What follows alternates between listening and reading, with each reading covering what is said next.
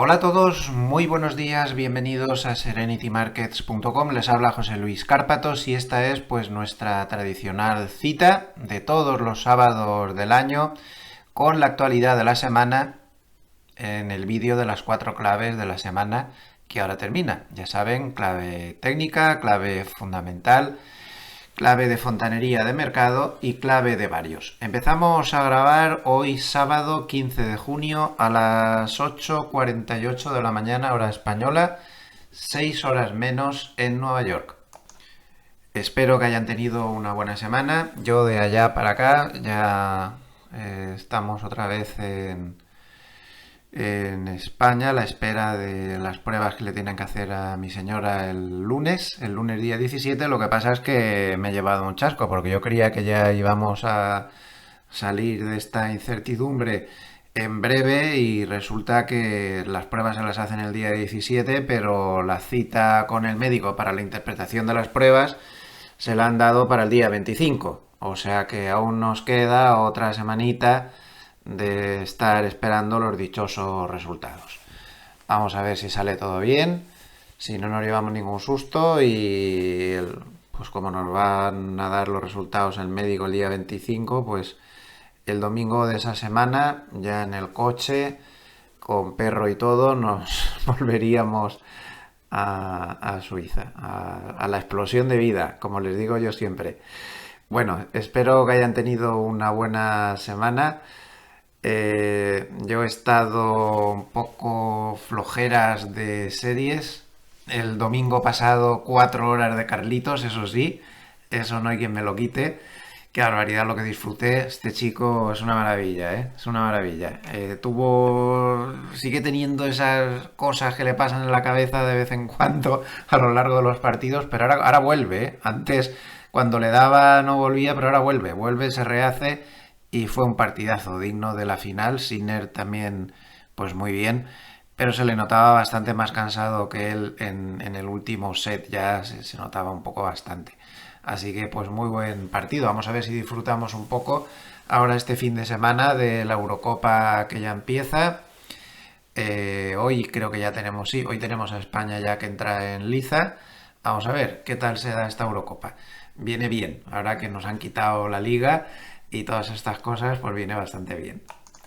Y esta semana no he visto así series nuevas, he estado bastante liada ya para acá, pero sí que he aprovechado para ver una película. Yo es que tengo una costumbre y es que cuando una película me gusta mucho, cuando pasan 8 9 10 años la vuelvo a ver porque no me acuerdo. Francamente es que no me acuerdo de nada. Y volví a ver Corazones de Acero. Para quien le guste el género bélico, madre mía, qué peliculón.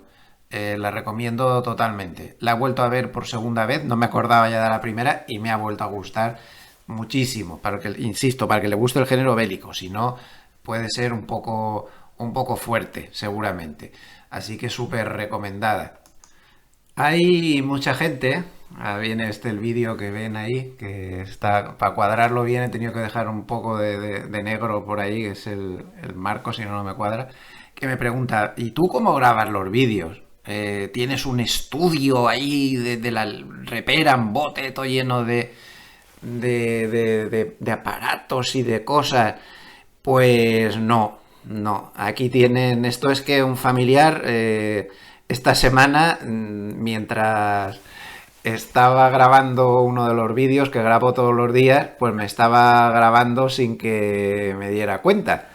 Y, y bueno, pues ahí pueden ver un poco cómo grabo los vídeos, ¿no? Observen mi tecnología avanzadísima, me lo mandó por WhatsApp, además, me lo graba y luego me lo mandó por WhatsApp. Aquí ven mi tecnología avanzadísima, ¿no? Para que me lo he reenviado a mí mismo, pues eso pone la hora de hace unos minutos para poder ponerlo. Mi tecnología avanzada, que es una libreta y un bolipilot y mi portátil, ya no uso más, y un micrófono profesional y mi mesa llena de papeles y ya está. No, bueno, pues ahí me tienen grabando el vídeo. Vamos a ponerlo. No sé, supongo que no se oirá muy bien, pero es lo de menos, ¿no? Voy a darle la voz a lo bestia, pero creo que no se oirá muy bien. Que se está poniendo la venda antes que la herida y se está con una caída en Apple ahora mismo del 0,51%.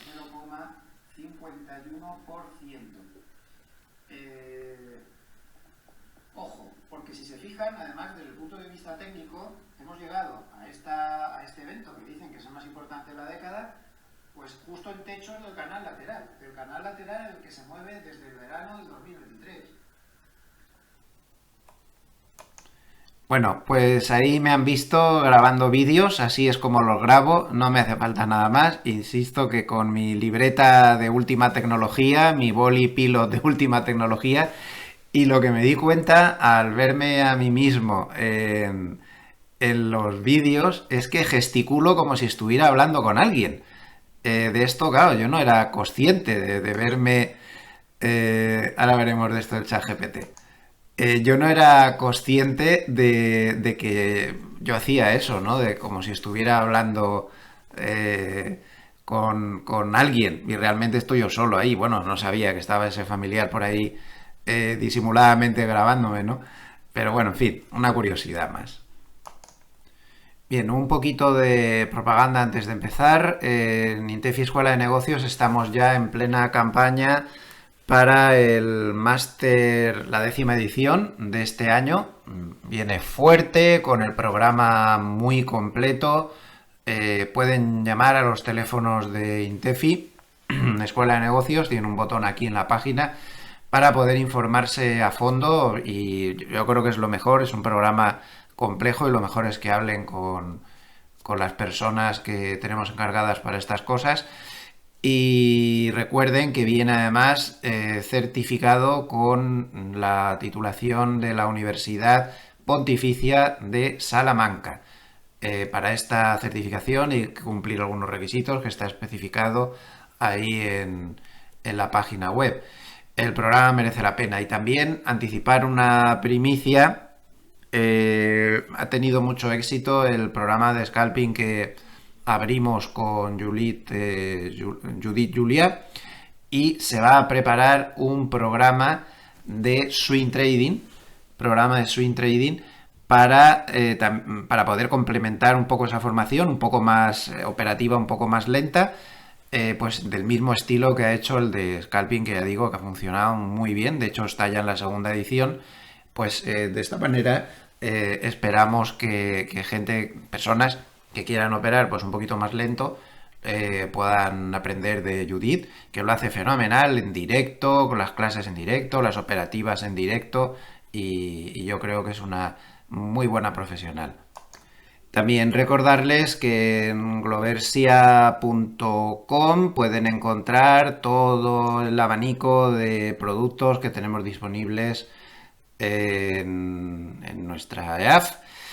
Recordar también que hace poco hemos lanzado el programa de opciones 3, intentando corregir pues el exceso de drawdowns que pueden tener las estrategias más agresivas, como la 1 por ejemplo, que ahora está en drawdown, pero también luego es la que más gana. El año pasado ganó el 40%. Pero bueno, la 3 ya está ahí, ha empezado el primer mes ya con todos los clientes dentro, pues con el pie derecho, lleva un 6,15%. También recordarles que tenemos la SICAF Gloversia Multimercados, que está aplicando la estrategia 2, esta de aquí, que lleva el 10,70 en el año, está puesta aquí en la SICAF parcialmente, o sea, lo que nos deja la regulación. Lleva ya pues 2 o 3 meses puesta ya totalmente ahí y bueno, pues está funcionando razonablemente bien, creo yo. Igualmente nuestras carteras de fondos indexados, está la conservadora, equilibrada y agresiva, pues que también llevan un muy buen mes, y aún falta aquí un día. Pero bueno, pues está la conservadora, estaría en el mes el 1,57 con un 3,71. La equilibrada, que tiene esta solo tiene renta fija y renta variable, pero a veces está cero renta variable. La equilibrada es una mezcla entre renta fija y renta variable, muy diversificado todo, más 1,94 en el mes, 7,07% en el año. Y la agresiva pues está compuesta prácticamente su totalidad por renta variable, y en el mes pues lleva un 2,30, un 56% en el año. También destacar pues lo bien que va nuestro fondo, es el único que tenemos en acciones individuales, el fondo de renta variable de Estados Unidos. En el mes lleva un 2,74 hasta un 28,73%, nada menos, lleva este año. Ahí está, sigue siendo el primero de su categoría. Bien, pues si les parece, nos vamos al mercado, ya con los 10 minutitos estos de rollo que siempre les meto.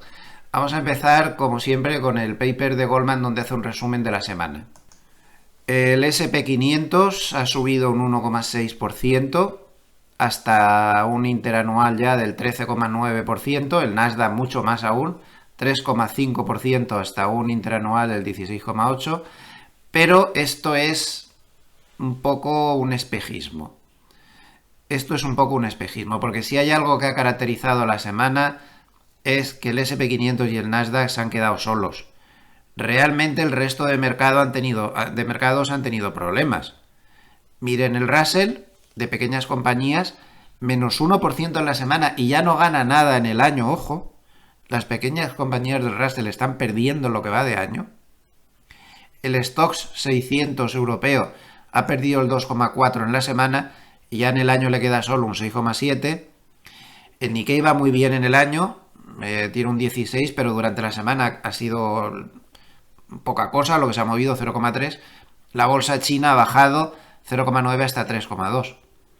El problema es que realmente el S&P 500 y el Nasdaq 100 han bajado. Lo que pasa es que la distorsión de los 7 magníficos hace ver otra cosa diferente. Pero no ha habido amplitud ninguna, el mercado en su conjunto ha tenido una semana correctiva. No nos fiemos, el S&P 500 y el Nasdaq están así pues por los 7 magníficos, punto, ya está, se terminó. El resto del mercado está corrigiendo. Aquí tienen, por ejemplo, un gráfico donde se ve muy claro. En las velas japonesas pues tenemos al S&P 500 y en rojo el número de valores que están por encima de la media 200. Como podemos ver, está cayendo en picado, no hay amplitud ninguna en esta subida. Fíjense aquí, el S&P 500 normal, estaría con ese más 13 ya más o menos que hemos visto, y el S&P 500 igual ponderación, que sería la línea azul clarita. Está completamente atrancado. Está atrancado desde el mes de febrero, no se ha movido de ahí. Lleva un montón de meses atrancado. No se mueve. Este es el mercado más real. Esto es un mercado pues que ya ven que solo está en manos ya ni de los 7 magníficos, de los 5 magníficos: Amazon, Apple, Microsoft, Google y Nvidia. Esto muy bueno no es. Muy bueno no es. Una de las cosas peores que puede pasar es llegar a máximos con muy pocos valores. Lo que pasa es que estamos... Miren que yo soy muy poco amigo de eso, de esta vez es diferente. Pero la euforia que hay con este tipo de valores es muy difícil de parar. Y esto podría continuar aún más. No lo sabemos. Es lo que hay. No es tanto como otras veces en que se ha llegado a techos con tan pocos valores. Es difícil. Bueno no es. Eso es evidente que bueno no es. Porque el mercado de verdad está atrancado. Aquí tiene otro gráfico de Zero Hedge donde se ve este fenómeno, ¿no? Dicen que 4 meses, yo diría que más, incluso 4 meses con el S&P 500 igual ponderación que no va a ningún sitio. O este muy preocupante gráfico que es el Nasdaq en azul, venga a subir y miren la línea en rojo, la línea avance-descenso. Madre mía. O sea, esto es una exageración, pero fíjense que esto ya viene del año pasado. O sea que se puede exagerar más aún el fenómeno. No sabemos. Pero bueno no es. Como dicen los anglosajones, que lo suelen decir en español, no bueno. Así que la falta de amplitud pues ha sido claramente un problema bastante serio. El VIX ha subido un poquito durante la semana, un 2,9%. Y uno de los fenómenos más destacados de la semana es la bajada de rentabilidades del bono americano a 10 años. Ha bajado 22 puntos básicos hasta 4,22. Importante esto. El dólar ha subido un 0,6 y sube 4,1% en el año. Y el petróleo ha conseguido recuperarse 3,9% y sube 9,5% en el año, pero no me fío mucho aún. porque como podemos ver está metido ahí en una zona de resistencias muy importante, no se ha alejado lo suficiente de la media de 200 como para estar seguro de nada, y ahí tiene la media 50, la media de 100, la media de 200 y el Kijun, todo en el mismo sitio. Tiene que romper, tiene que salir de aquí, tiene que escaparse de todo esto, esto no es suficiente. Entonces vaya usted a saber, cualquier intento de meterse por debajo de la media de 200 puede ser una caída agresiva.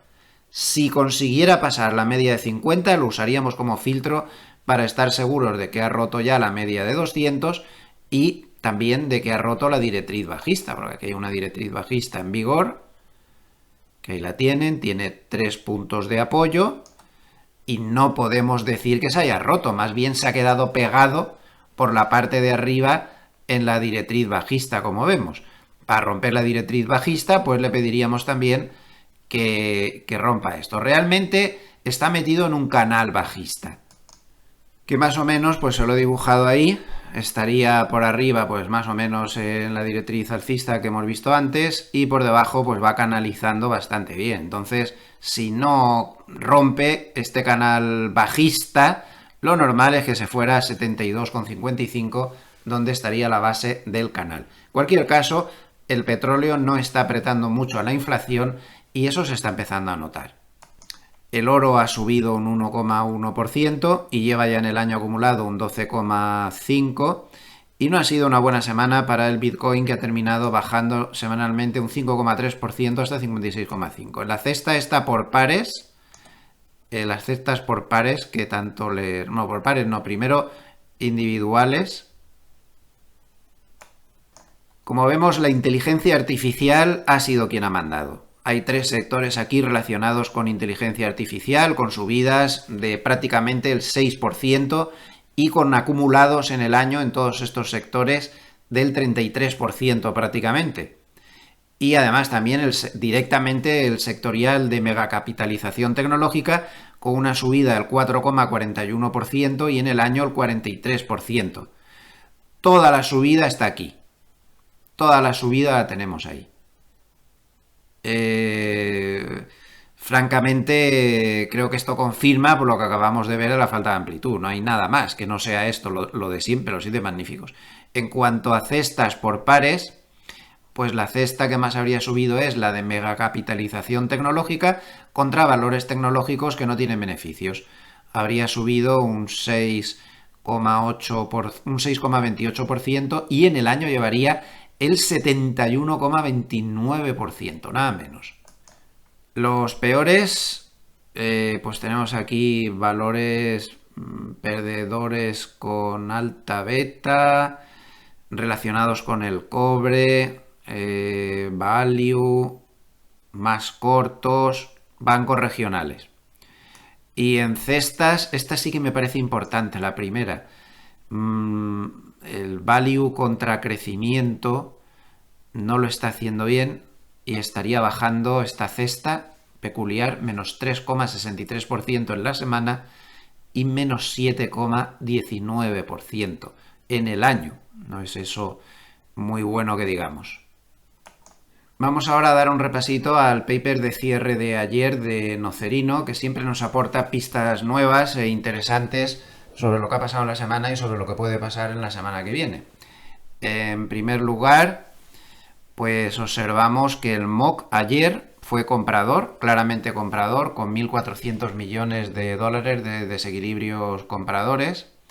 El VIX, aunque subió, pues terminó bastante bajo, en 12,67, y el volumen fue muy bajo, 10.100 millones de acciones negociadas. Eso es muy poco porque el promedio del año está siendo 11.500 millones. El dato macro destacado de ayer pues fue esa caída muy fuerte del sentimiento en la encuesta de confianza del consumidor de la Universidad de Michigan, que bajó a 65,6 cuando se esperaba 72. Esa es muchísima diferencia.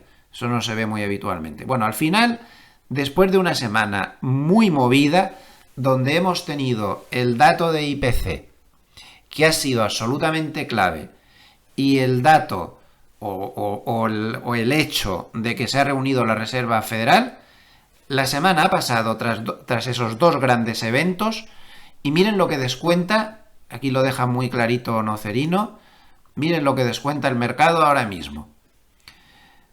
2 bajadas de tipos, al completo.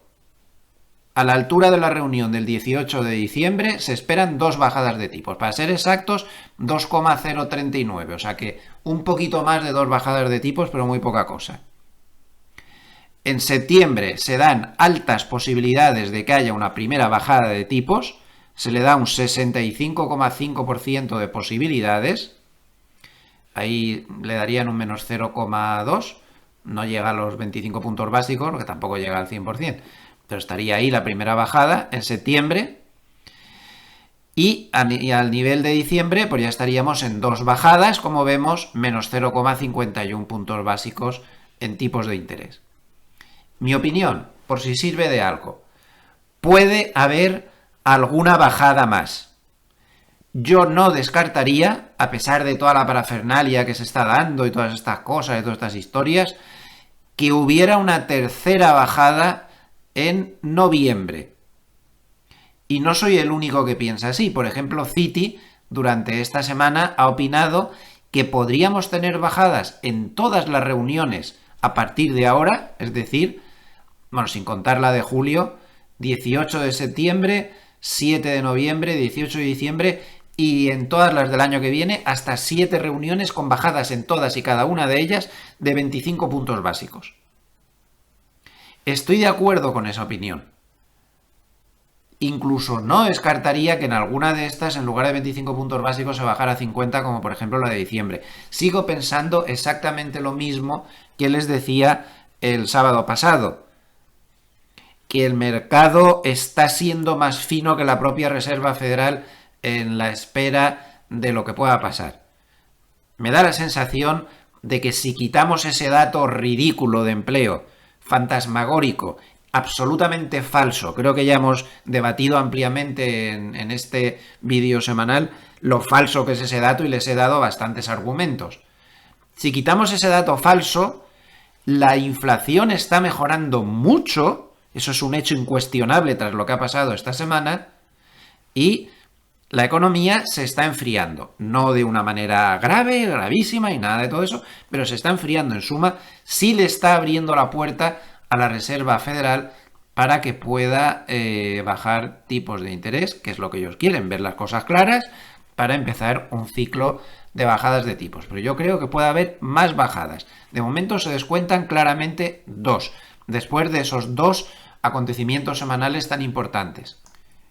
El miércoles a las 2:30 de la tarde nos daban el dato de IPC, un dato de IPC subyacente que quedaba por debajo de lo esperado y que por apenas unas centésimas, por los redondeos, no pasó a quedar con una subida solo de un 0,1, por unas décimas nada más.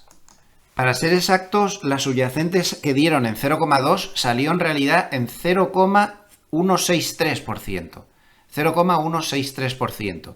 Solamente que hubiera salido 0,149%, que es una cantidad pequeñísima, habrían dado 0,1%, lo cual habría sido, pues ya ni les cuento, si eso fue muy favorable y se subió mucho, pues habría sido tremendo. Y observen cómo ha cambiado, en este gráfico lo tienen, el índice de sorpresas económicas de inflación. Se ha dado la vuelta por completo y empieza a dar negativo. Dar negativo en este índice de sorpresas económicas es bueno. Las sorpresas negativas en el índice de inflación o los índices de inflación no relacionados con la inflación son noticias positivas para la economía. Este va al revés que las noticias sobre crecimiento. Entonces, buenas noticias de nuevo para la inflación después de un periodo donde todo lo que se daban eran sorpresas de que estaba subiendo más la inflación de lo que se esperaba. Esto ha cambiado radicalmente. Además, el índice de precios a la producción también salió más bajo de lo esperado y esto ha permitido a los analistas deducir ya cómo puede quedar el PCE subyacente, que como saben es la medida favorita de la Reserva Federal, y todo parece indicar que vamos a tener un muy buen dato este mes. La inflación realmente se está frenando, se está dando la vuelta y se está acercando pues a lo que quería la Reserva Federal. Ahora sí que sí, con total claridad. Y se vieron cosas, pues como esta, los precios básicos estaban bajando por primera vez en muchísimo tiempo, como pueden ver. No se había visto esto desde el año 2021. Esto es muy importante. Así que muy positivo el dato de inflación. Ayer Gusby decía que muy buen dato de inflación, pero que solo ha sido un mes, que quieren ver más informes de esta guisa, pero eso está muy claro que va a seguir siendo así. Además, está saliendo más alta la inflación de lo que debería porque sigue habiendo un problema metodológico con el cálculo del precio de la vivienda, ¿no? Si no fuera por eso, estaría bastante más baja. Es que va con demasiado retraso. Está incorporando la caída que hubo en los precios de la vivienda con un retraso de más de un año y pico. En el momento que eso se vaya regularizando, presionará más aún a la baja a la inflación. Y eso es un hecho incuestionable. Y bueno, y el mismo día, pues tuvimos a continuación la reunión de la Reserva Federal. La Reserva Federal aún no se daba muy enterada del dato que había salido pocas horas antes. Powell nadó y guardó la ropa, no hubo grandes cambios ni grandes diferencias. Subieron un poco las previsiones de inflación y sobre todo el debate del día pues se centró en los famosos dot plot estos, los puntitos famosos, que el diagrama de puntitos que la Reserva Federal una vez cada trimestre pues dice sobre las intenciones de cada miembro de la Reserva Federal respecto a los tipos de interés. Hay que dejar claro que históricamente este tipo de previsiones no ha funcionado nunca nada bien, eso está clarísimo, pero bueno, pues el mercado le hace mucho caso. ¿Cómo quedaron los puntitos dichosos? Pues vamos a verlo. Pues miren, aquí lo tienen. Cuatro dijeron, estos de aquí, que no pensaban que se fueran a mover los tipos de interés en el 2024. 7 dijeron que iban a bajar 25 puntos básicos. Y entonces, por promedio, dijeron que esto era lo que esperaba la Reserva Federal, que solo se bajaba una vez en el año. Bueno, eso no es lo que esperaba la Reserva Federal. Eso es lo que esperaban 7. 4 esperaban no moverlos y 8 esperaban mover 2 veces. Entonces están muy divididos, es lo que nos dice esto, que están muy divididos y aquí no se sabe lo que puede pasar. Y claro que la puerta está abierta para bajar 2 veces como poco porque hay 8 ya que están predispuestos. De hecho, la mayoría es la opción más mayoritaria, el bajar 2 y no una. Y estos que están diciendo una pueden cambiar rápidamente a esta. O sea que esto no nos cierra la puerta para nada. Y por cierto, que para el 2025, pues ahí la opinión mayoritaria es que las bajadas fueran bastante más amplias. Para el 2026, pues también. Entonces, no es este un escenario que haya preocupado excesivamente al mercado, para nada, ni a mí tampoco. Así que tras todos estos acontecimientos, y repito, ese muy buen dato de IPC, muy buen dato, no le saquemos punta porque en esta ocasión no la tiene. Todas las partidas se comportaron bien y realmente se está dando ahí un proceso de desinflación. Pues 2 bajadas de tipos es lo que descuenta el mercado en este momento. En las cestas de ayer, pues ayer quien más subió fue la cesta de crecimiento secular, más 0,62%, y luego pues megacapitalización tecnológica, más 0,40, nueva tecnología, más 0,53, y quien peor lo hizo, pues las renovables, menos 3,09 y los valores con más cortos. Estos cayeron mucho, o sea que hubo otra vez por ahí apertura de cortos. Me permito llamarle la atención porque lo hemos visto antes en las cestas del otro paper de Goldman sobre esto del crecimiento secular. En concreto a lo que decía en esa cesta comparado con Value. Observen el ratio puro, este ya ha quitado todas las cestitas estas raras, de crecimiento contra valor. Pues no va muy bien el Value otra vez, está entrando otra vez en problemas. Como vemos, el crecimiento se está disparando, el ratio crecimiento-valor se está disparando y los valores de crecimiento lo están haciendo mejor que los valores value, pues al nivel más alto desde julio del 2000. O sea, desde hace 24 años. Evidentemente se ve a simple vista que viendo lo que está haciendo la alta tecnología y la que no es tan alta, pues que esto realmente es así. No son buenos tiempos para value comparado con crecimiento. Seguimos viendo el paper de Nocerino, que siempre nos sirve un poquito de pista, y ahora habla de otro de los temas clave de la semana, Apple. El gigante Apple, la maravillosa compañía Apple. Ya saben que yo adoro esta compañía y tengo todos sus aparatitos.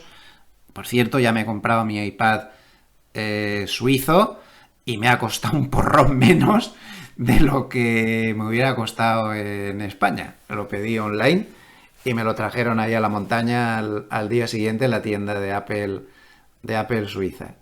Y además de grava, que aquí no te graba nada, ahí te graba casi todo. Entonces, bueno, pues encantada la vida. Lo recomiendo. El Apple Pro, he comprado el Apple Pro de 11 pulgadas con el teclado keyboard moderno. Va muy bien el teclado. Se te queda ahí un mini ordenador con el que puedes trabajar de viaje, donde estés. No pesa gran cosa, te lo metes ahí en la mochila o donde sea, en un bolso, donde sea, y funciona muy bien, muy rápido, muy potente. Estoy encantado. Y más el Pencil este famoso que también me he comprado. Yo tengo de todo. El iPad, el Mac, el iPhone. Ahí me encanta Apple. Bueno, pues Apple, para los fans de Apple, esta semana contentos porque ha subido un 8% bajo la excusa del anuncio que hizo. Ya advertíamos que este evento era muy importante. Yo no lo advertían los analistas, que este evento que se dio el lunes de desarrolladores iba a ser muy importante, y efectivamente anunció una asociación con OpenAI para meter inteligencia artificial en todos sus productos, en las próximas actualizaciones de los sistemas iOS y demás, en Mac y en todos los otros aparatos. Se va a ir viendo, yo estoy deseando verlo. Bueno, pues se va a integrar con el chat GPT, y el valor añadido en la semana, 260.000 millones de dólares en capitalización de mercado. Apple ha despertado, ha sido la semana del despertar de Apple, y esto no ha sido una cuestión baladí para los mercados, porque Apple pesa mucho y mueve mercado. Como pueden observar, además, los inversores particulares han entrado muy fuerte en este proceso de subida de Apple. Sería la línea azul. Es el total de flujos de los inversores particulares entrando en Apple. Y esto es muy importante porque los inversores particulares son casi el 40% de Wall Street. Esta subida de Apple además tiene muchas connotaciones importantes. Veamos, Apple estaba atrapado en un lateral, aquí lo ven clarísimo. Desde el mes de julio del 2023 tenía un techo en el entorno de los $200 y un suelo en el entorno de los 165, y estaba fluctuando de abajo arriba, de arriba abajo, desde hacía prácticamente un año. Claro, estos laterales, cuando se rompen, los valores tienden a estallar al alza o a la baja, según por donde se rompan, ¿no? ¿Qué pasó? Que la primera reacción después del evento fue esta vela roja de aquí. No se lo tomó bien el mercado. Pero a partir de ahí aceleraron las recompras de acciones propias de Apple, esto se vio clarísimo, y empezaron a recomprar tanto que, a fin de cuentas, las noticias eran buenas. Esto que habían notificado de la asociación con OpenAI y el ChatGPT, por cierto, que menudo exabrupto que soltó el siempre peculiar Elon Musk sobre el tema. Dijo que esa asociación era nefasta y que él iba a prohibir en su empresa los aparatos de Apple porque si estaban asociados con OpenAI iba a haber falta de seguridad y que OpenAI les iba a apuñalar por la espalda. Bueno, ahí queda eso. El caso es que empezaron a hacer recompras, se rompió el lateral y claro, ahí empezaron a activarse otras dinámicas. Las recompras siguieron muy fuertes durante ese día y el siguiente, pero claro, aquí se incorporaron al mercado muchos operadores técnicos que estaban viendo que estaba rompiendo un rango lateral de más de un año. Entonces, claro, los stops saltaron por el aire y el valor pues voló literalmente hasta ese 8% y llegó a subir más durante la semana porque ahora estaba con una cierta corrección.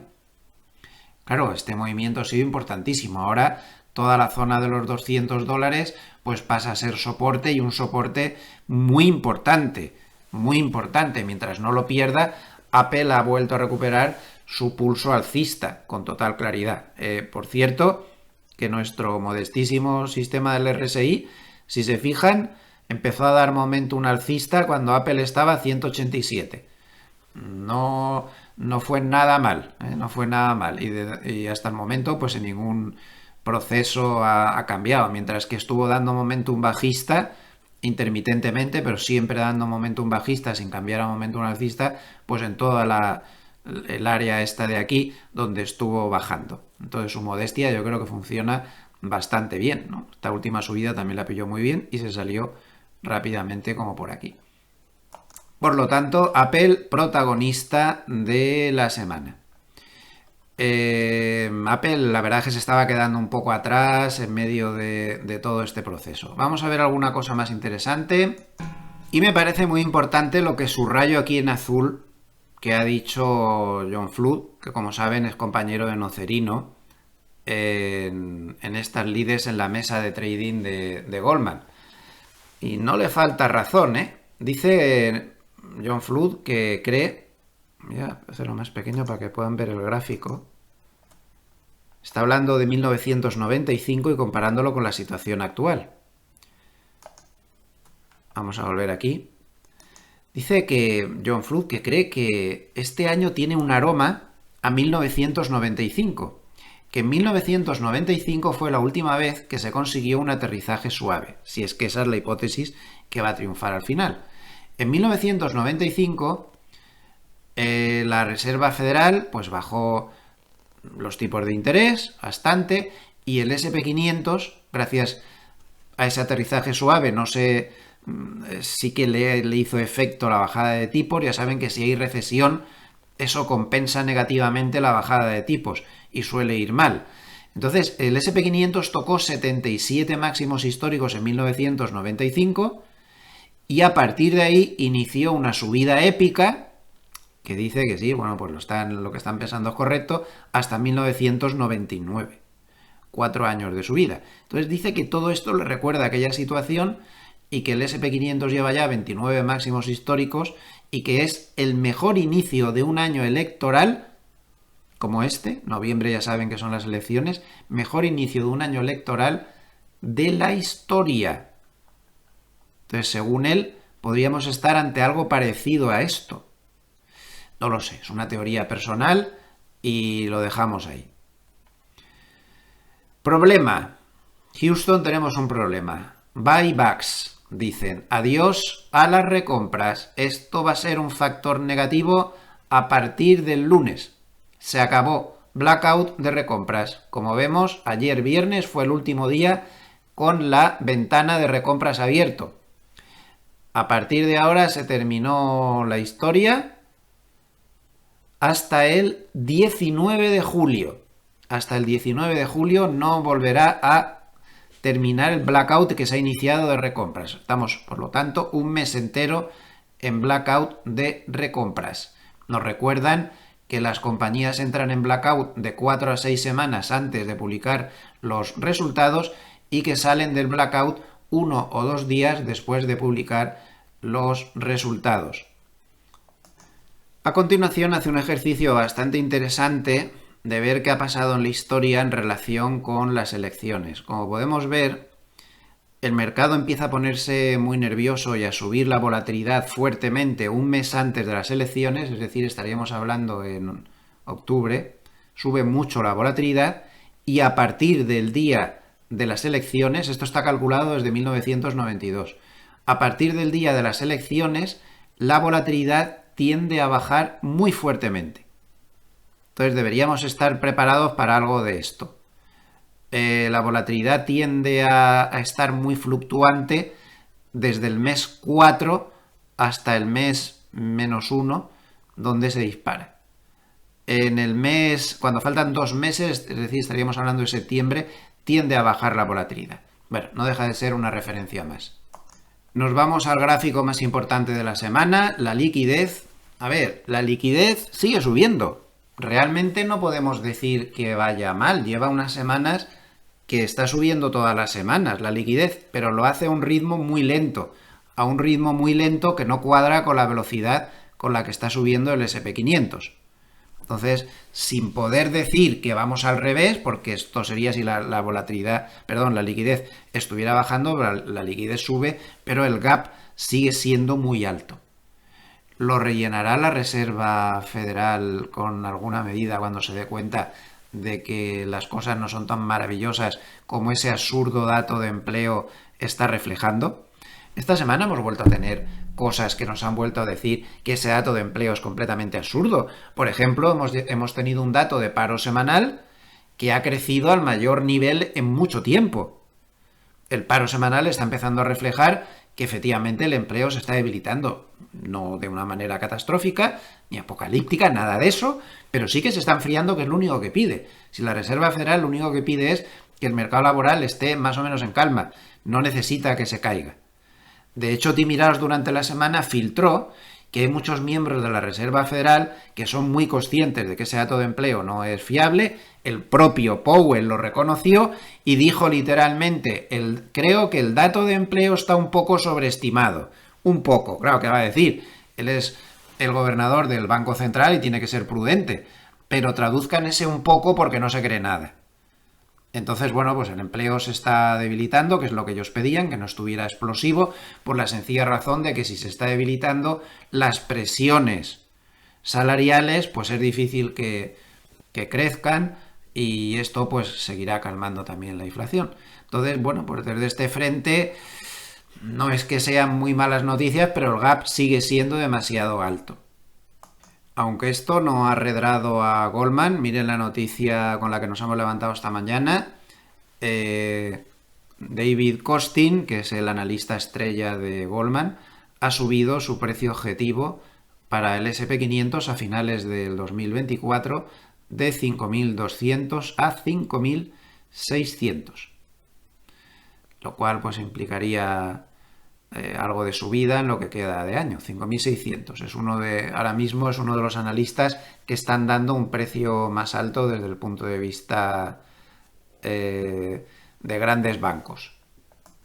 Y bueno, y lo que hemos estado hablando, y se pueden subir los mercados y estar bajando tipos, o sea, se puede bajar tipos cuando se está en máximos históricos, pues sí.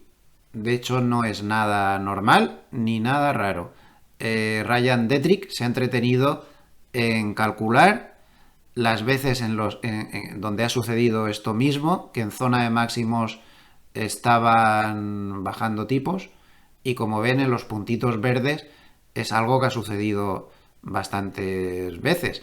Eso sí, bien es cierto que desde 1995 hasta la crisis del COVID no se había visto, pero sí se ha visto otras veces en la historia.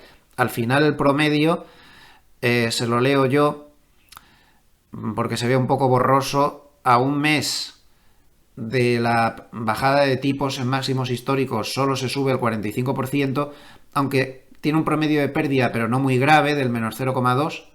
3 meses después, 75% de ocasiones al alza, con un promedio de subida del 2,1. 6 meses después, 75% de subida con una media de 3,8, pero una mediana, que ya saben que es el valor central, de un 6. Y a 12 meses de este acontecimiento, 100% de subidas. Ha pasado 20 veces esto mismo. Y ha habido un 100% de subidas con un promedio de subida del 13,9 y una mediana del 9,8. O sea que, claro, que puede bajar tipos en máximos históricos, no es la primera vez que sucedería y no suele ser malo para el mercado históricamente. Vamos a pasar ahora al punto posiblemente más importante de la semana, incluso quizá más importante que lo que ha pasado con el IPC en Estados Unidos y la Reserva Federal.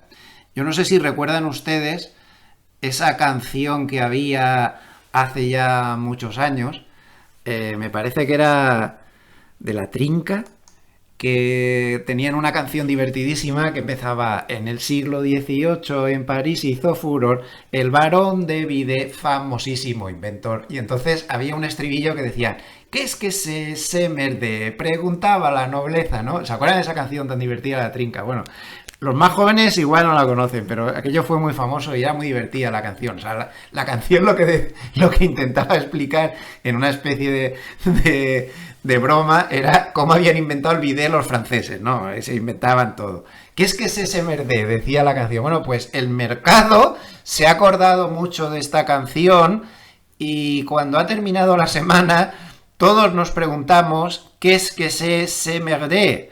¿Qué es esto? ¿En qué porquería nos ha metido Francia? La verdad es que a mí me ha sorprendido totalmente.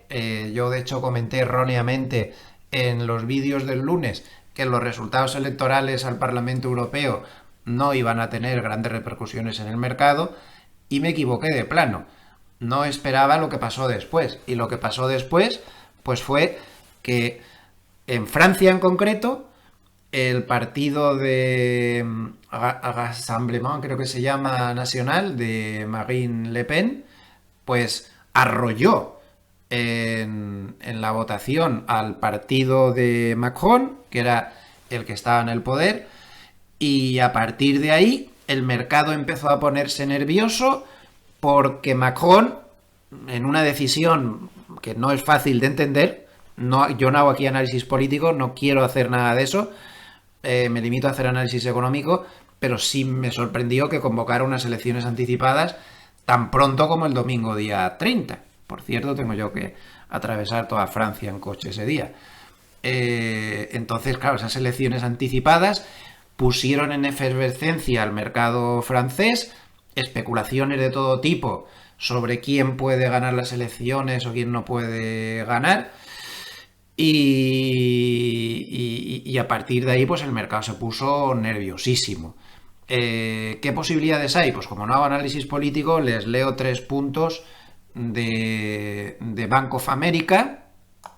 Bank of America en este paper, que dice que esto es siempre complicado, en Europa está la cosa complicada, pues hace aquí un análisis en el cual pues habla sobre Francia y dice los 3 escenarios que cree que puede haber con estas elecciones francesas en lo que respecta a los mercados. Entonces me voy a limitar le he puesto en el chat GPT que me lo tradujera, la parte que habla de Francia, y dicen que ven 3 escenarios. Que una mayoría presidencial aún podría alcanzarse, es decir, que Macron podría ganar, que no lo ven imposible. Dice que esto haría que, lo dice aquí debajo, que el sentimiento del mercado podría volver al estado anterior al anuncio de las elecciones anticipadas, aunque podría persistir cierta conciencia de riesgo político hacia 2027, que es donde serían las nuevas elecciones presidenciales. El punto 2, según Bank of America, es el que posiblemente pudiera preocupar más al mercado, que sería un parlamento sin mayoría con una gran representación de las alas más extremas, tanto a la derecha como a la izquierda, haciendo imposible alcanzar una mayoría. Entonces ahí Bank of America cree que podría limitar, lo pone aquí, significativamente la capacidad de una respuesta política presupuestaria ante un nuevo shock económico que pudiera venir inesperadamente, ¿no? Y que ahí la incertidumbre de la política económica sería persistentemente mayor que antes, es decir, podría ser malo para los mercados. Y en tercer lugar, pues ven el escenario de una posible mayoría absoluta o a través de socios de coalición para el Rassemblement National, que es el partido de Marine Le Pen, y entonces en este caso dice que no tendría claro aún las medidas de política económica precisas, pero que creen pues todo esto que pone aquí. Como no hago análisis político no me voy a entretener en leer todo esto, pero lo pueden parar y lo pueden ver ustedes. No están seguros y en cualquier caso los riesgos presupuestarios, que es lo que dicen aquí, sería la implicación más obvia desde una perspectiva de mercado. Cualquier nueva mayoría parlamentaria, como este último caso que es el del que está hablando, podría reabrir los presupuestos de 2024 y decidir desviaciones significativas del plan de déficit. Bueno, en resumen, puede que un poco exageradamente, No sé, me parece un poco exagerado, la verdad. Desde un punto de vista económico, el mercado se lo ha tomado fatal y desde el día de las elecciones y de ese anuncio, la misma noche electoral por parte del presidente Macron de elecciones anticipadas, pues como ven, la bolsa francesa se ha metido una castaña de muchísimo cuidado. Y esto ha arrastrado a todas las bolsas europeas detrás y claramente ha contagiado a Wall Street. No al SP500 y al Nasdaq, que están muy sesgados por la alta tecnología, pero sí al resto de valores que se han visto claramente contagiados por los problemas de Europa, porque en Europa se caía muy rápido, especialmente este CAC francés. La caída es tremenda, de hecho ni siquiera se ha parado a la altura de la media de 200. Es de esperar que haga rebote hasta la media de 200, sería lo más normal. Cruzar un nivel de estos así a lo bestia no es nada fácil, solo pasa en momentos de mercado muy duros. Muy raras veces hace esto sin hacer un pullback como mínimo otra vez hasta la media de 200. O sea que este nivel no está perdido ni muchísimo menos. Pero claro, todo esto ha sido que es SMD, ¿no? O sea, complicado todo muchísimo. Miren el Eurostoxx 50. Atrancado también. ¿Recuerdan el gráfico que poníamos antes del SP500 igual ponderación? Miren cómo está Europa. El mercado de verdad, quitado los 7 magníficos, está trancado desde hace muchos meses. El SP500 igual ponderación nos ponían en titulares, atrancado 4 meses. Pues el Eurostoxx 50 está atrancado 4 meses también. Hay la zona de máximos que no va ni para adelante ni para atrás. Y con todo esto que ha pasado en Francia, pues se ha quedado ahí. El problema está en que el mercado, yo insisto, creo que muy exageradamente, de acuerdo que según el análisis ese de Bank of America podría haber más gasto, pero tampoco creo yo que fuera una cosa tan tremenda como para generar una crisis financiera. Pero el problema es que el ministro de Finanzas francés, yo no sé si con intenciones políticas para asustar o no sé muy bien, pero dijo que sí que podía haber una crisis financiera por todo este proceso político. Y han atacado muchísimo a los bancos franceses por esa teórica crisis financiera que se suponía que se podía generar aquí en cualquiera de los 3 escenarios. Bueno, pues realmente si miramos el sectorial bancario europeo, el sufrimiento ha sido total, ha perdido la zona de la media de 50 definitivamente y parece que se quiere apoyar en la zona de la media de 100, pero el sufrimiento del sectorial bancario europeo ha sido tremendo y no les digo nada los bancos franceses. Les han dado hasta en el carnet de identidad. Y esto, claro, afectaba a todos los mercados. Miren Société Générale. Société Générale, pues se ha caído desde el día de las elecciones, ya estaba mal, pero desde el día de las elecciones ha caído el 13%. El 12,77%. Claro, desde máximos que ya andaba torcidito antes de las elecciones, pues estamos hablando de un 21% de caída. O sea, los han machacado a los bancos franceses durante toda la semana. O miren a Crédit Agricole, por ejemplo, también, ¿no? El batacazo que se ha dado desde que se supo el resultado electoral, pues el 12 y pico por ciento también. Muy mal. Muchos nervios, demasiados nervios, ahí me ha sorprendido. Me ha pillado totalmente fuera de juego esto. Ya me imaginaba que el mercado iba a reaccionar mal por la inestabilidad política, pero solo un poco, un día o dos, y que se le iba a pasar. ¿Pero qué ha pasado? Yo creo que el problema ha estado en que han entrado en juego los bonos.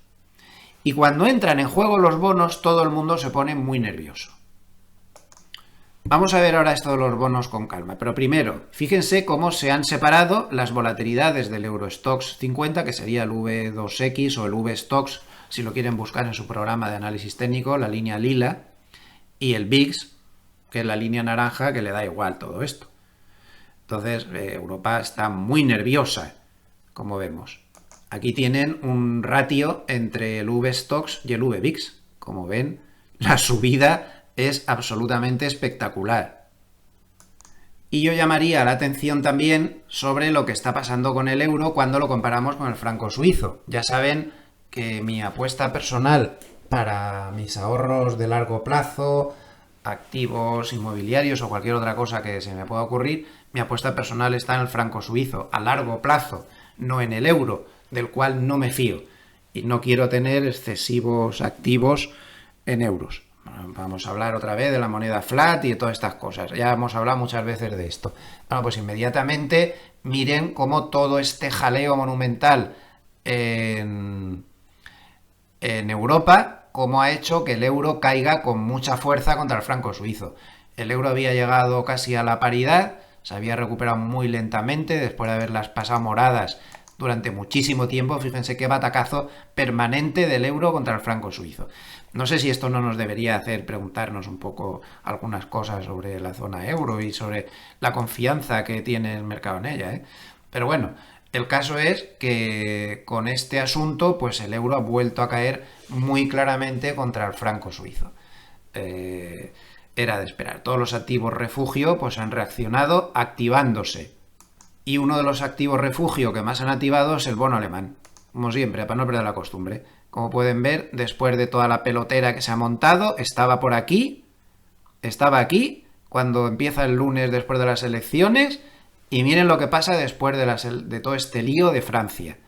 Se dispara, las compras han sido tremendas, claro, en detrimento de los bonos franceses, y se ha contagiado a los bonos italianos y en general al de otros países deudores. Está intentando romper la media de 200 y todo, que hacía mucho tiempo que no lo hacía, porque ha actuado como valor refugio.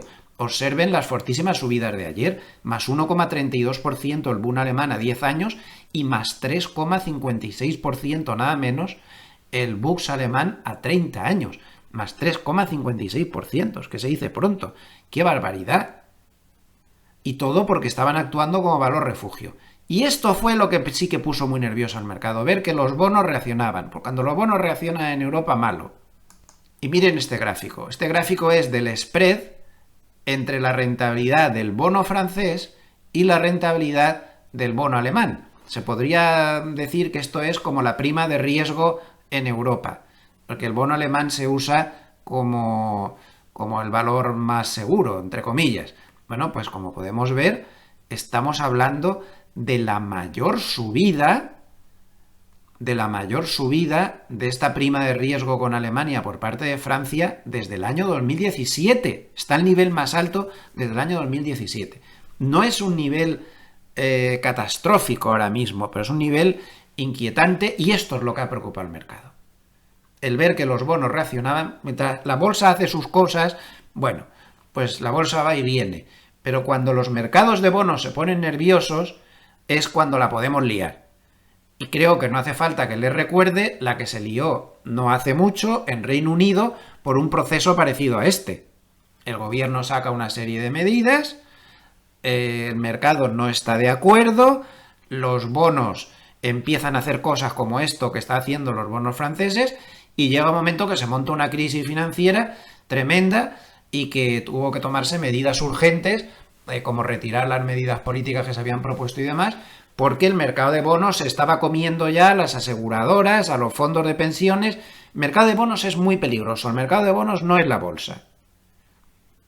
Y claro, el problema de fondo, el verdadero problema, está en que Europa siempre está igual. Europa siempre está igual. Europa tiene un problema gordísimo.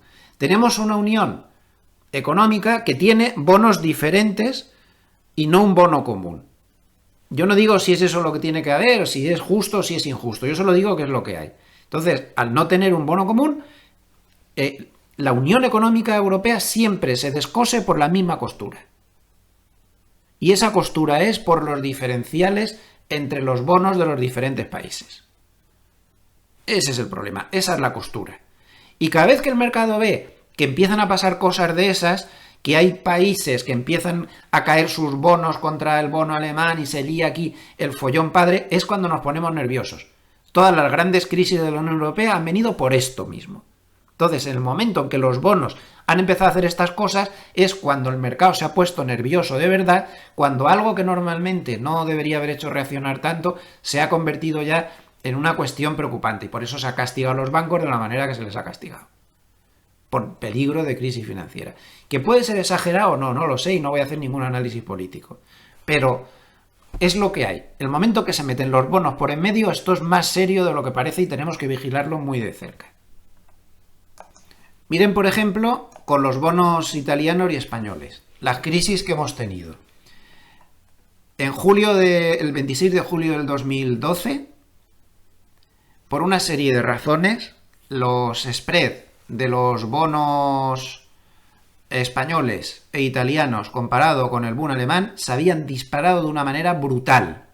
Brutal. 600 puntos básicos de diferencia. Esto era insostenible. Esto podía tumbar a Italia, a España y a toda la Unión Europea. Siempre es el mismo problema, siempre. Entonces Draghi, pues muy hábilmente consiguió calmar los ánimos. Luego tuvimos otros repuntes en el año 2018 también preocupantes. Otra vez, sobre todo por los bonos italianos en este caso. Los bonos españoles aquí se quedaron un poco atrás. Y hubo que resolver esta crisis. En el 2020 tuvimos otra crisis parecida y hubo que resolverla también. Y el 15 de junio del 2022, otra vez otra crisis, en este caso con los bonos italianos. Y hubo que convocar hasta una reunión de emergencia del Banco Central Europeo para salvar la situación. Entonces, yo no digo que vaya a pasar nada grave, no lo creo, sigo pensando que no lo creo y que no es para tanto el tema, pero por eso estoy explicando por qué se han puesto nerviosos los mercados, porque estas cosas de los spread entre los bonos son las cosas que de verdad hacen daño reiteradamente una y otra vez a la zona euro. Así que, pues a vigilar lo que hacen los bonos y a ver qué pasa. Aquí he encontrado un análisis económico de Barclays sobre los escenarios que pudieran darse aparte de lo que ha dicho Bank of America, aquí son más precisos sobre las reacciones en el mercado. Y lo que dicen, pues sería esto. Mayoría relativa del partido de Le Pen en coalición con la derecha tradicional. Entonces, creen que esto podría tener pequeños impactos positivos, o sea, reacciones positivas desde los niveles actuales. Si hubiera una coalición entre Rassemblement National y la derecha tradicional. Segundo escenario, mayoría absoluta de Rassemblement National, partido Le Pen. Dice que cree Barclays que esto supondría que la bolsa tendría más presión bajista, salvo que se anunciaran medidas de política económica ortodoxas. Luego, status quo, alguna forma de coalición con Renaissance y tal, sería el escenario más positivo para los valores. Una coalición de centro-izquierda-izquierda, pocas reacciones. Y no coalición, esto lo mismo que decía Bank of America, sería el escenario más negativo, es decir, que el Parlamento estuviera muy dividido en ambos extremos del espectro político, sería la reacción más negativa según Barclays también.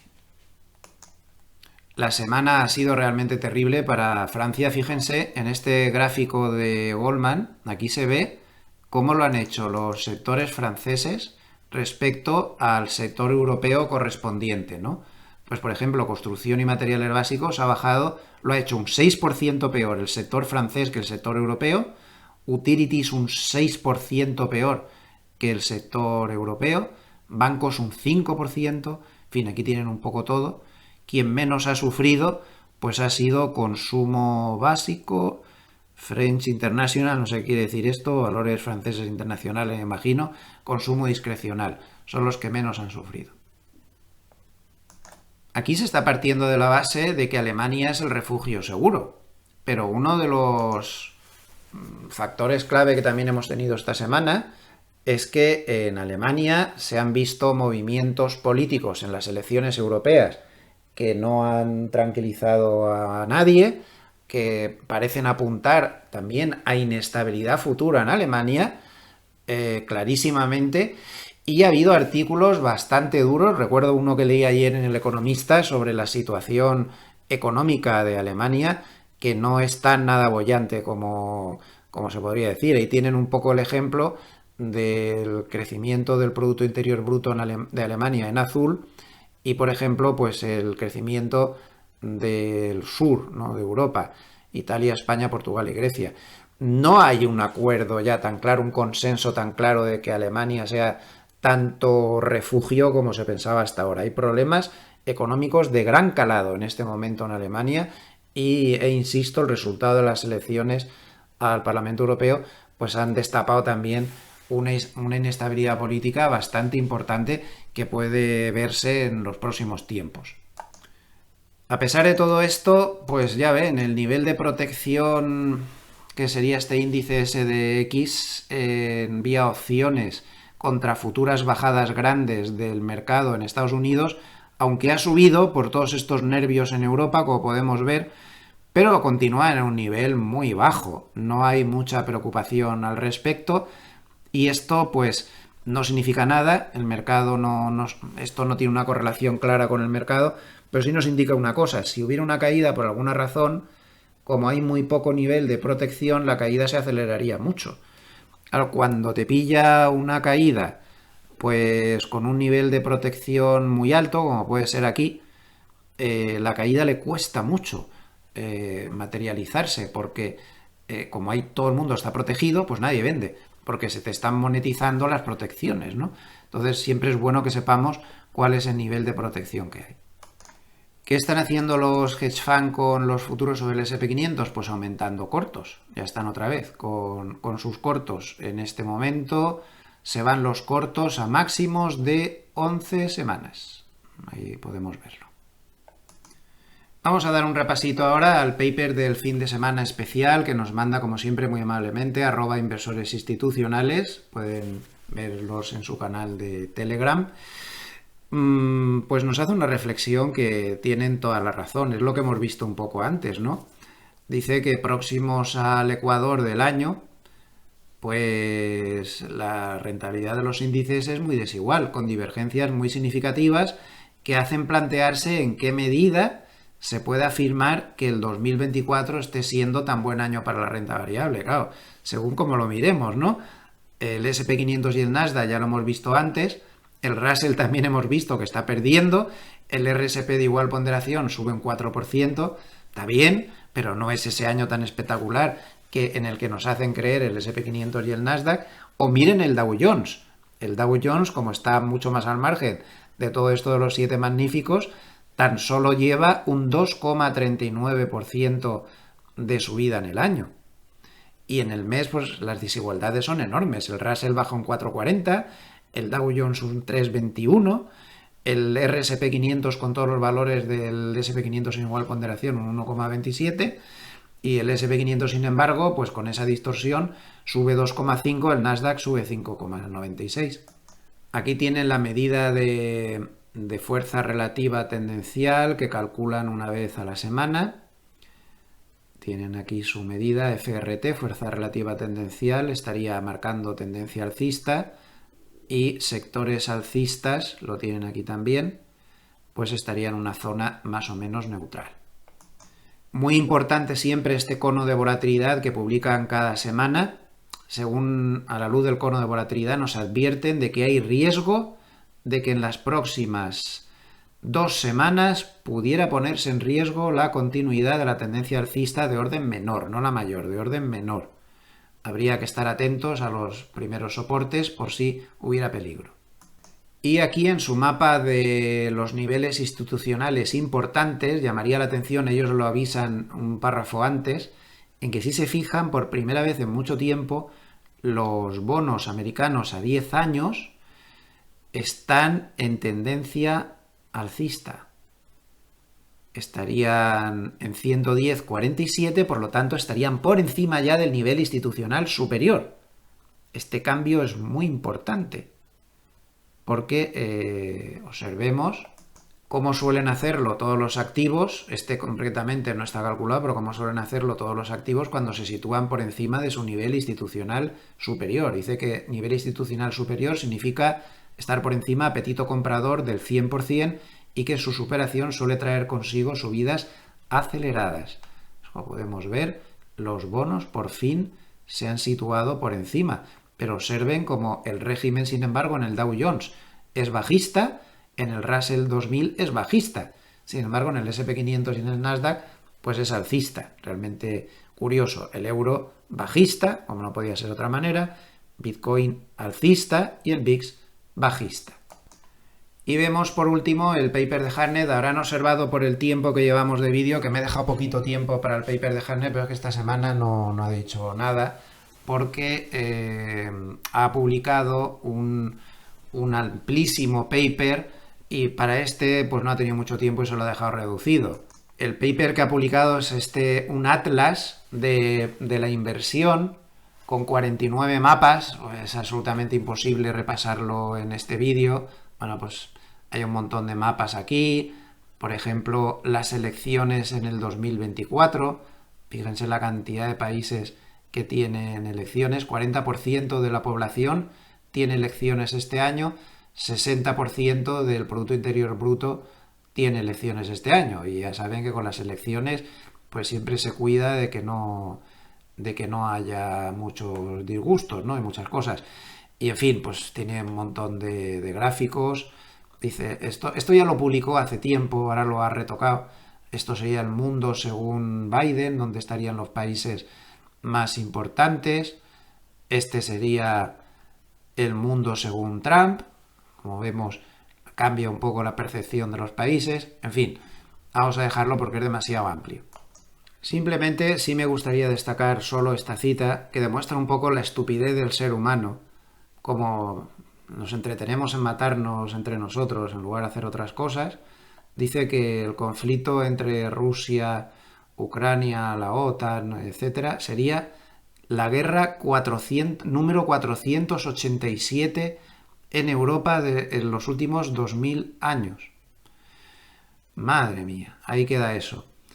Dice que las mejores décadas para Europa fueron desde 1950, después de la Segunda Guerra Mundial, pero que ya estamos otra vez. Y esta cita sí que es demoledora. La guerra históricamente es más normal que la paz. Ahora ya habla a nivel global. Cerca de 150 millones de militares y civiles han muerto en los conflictos mundiales en los últimos 700 años. 150 millones de personas. 105 millones de muertos desde 1900. El ser humano es rematadamente estúpido. Qué pena. Bueno, vamos al mercado, que es lo nuestro. Lo poquito que pone, pues que los flujos de esta semana, no pone más. 40.000 millones de dólares a cash. De hecho, en el título pone la burbuja del cash. Han entrado en cash 40.400 millones de dólares, nada menos. 10.300 millones de entradas en bonos, que está muy bien. 6.300 millones en bolsa. 500 millones en criptodivisas.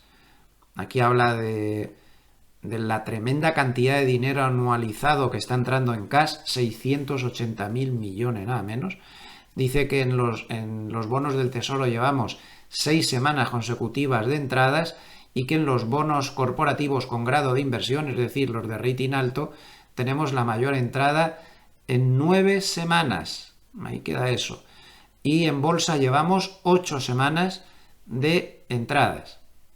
Su indicador Bull and Bear ha subido de 5,9 a 6, pero de momento está ya entrando la zona roja, pero seguimos lejos de los niveles que nos podrían hacer pensar que el mercado ha tocado techo. Estos niveles ya saben que según Hartnett está en 8, pero yo diría que en 7. Ya a partir de 7 hemos visto muchos sustos en el mercado. De momento empeorando, pero en 6. Y por último, pues esta tablita siempre interesante que pone de los flujos en lo que va de año, de los diferentes activos. Tenemos que en bolsa habrían entrado 197.000 millones, pero si se fijan, los fondos solo largos han vendido 190.000 millones y toda la entrada está en la fuerte entrada de dinero que entra en los ETFs, 386.000 millones. En bonos ha entrado muchísimo dinero, 275.000 millones. En commodities, pues también, 8.800 millones. Y en mercado monetario, 315.000 millones en lo que va de año, que estamos pues más o menos a la mitad. Pues tienen todos los datos. Recuerden que no se pueden dar recomendaciones, que es completamente ilegal, que todo lo que hemos hablado en este vídeo es nada más que mi opinión personal. No he pretendido dar ninguna recomendación. En segundo lugar, advertirles de que como mi profesión principal es la de director de inversiones en Globersia EAF, podría tener conflictos de intereses con mi segunda actividad de analista económico. Intento no tener ningún conflicto de intereses, pero podría tenerlo. Y en tercer lugar, que nadie me ha pagado para que diga nada en especial respecto a todas las opiniones que he dado sobre el mercado, las subidas, las bajadas o los gráficos de los diferentes productos. Pues nada más, sobre todo recordarles que no me hagan ningún caso, que yo me equivoco muchísimo y que hagan su propio análisis, que es lo único que vale.